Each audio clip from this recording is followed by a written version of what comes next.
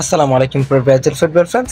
দর্শক, আপনারা সকলে হয়তো ইতিমধ্যেই জেনে গিয়েছেন যে ব্রাজিলের নতুন কোচ ডরিভাল জুনিয়র তিনি কিন্তু জুন মাসের দুটি প্রস্তুতি ম্যাচ এবং সাথে কোপা আমেরিকার জন্য কিন্তু 23 সদস্যের একটি স্কোয়াড ঘোষণা করে দিয়েছে।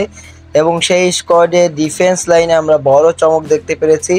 দীর্ঘ এসিএল এর ইনজুরি কাটিয়ে আবার রিয়াল মাদ্রিদের জার্সিতে ফেরা এদের মিলিতাওকে কিন্তু সরাসরি সুযোগ করে দিয়েছেন এই কোচ। মূলত এদের মিলিতাও নিজেও আসলে তার তার ফেসবুক এবং ইনস্টাগ্রামে একটি কথা বলেছেন, একটি পোস্ট করেছেন।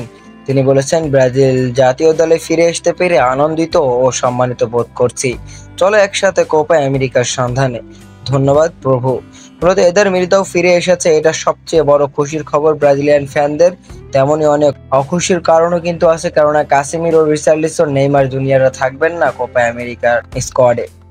এমন একটি স্কোয়াড গঠন করেছে ডরিভাল জুনিয়র, যেখানে বেশ কিছু চমক রয়েছে। তবে সবচেয়ে বড় চমক হচ্ছে এদার মিলিতাও আবার ফেলেছে, কাসেমিরো বাদ পড়েছে।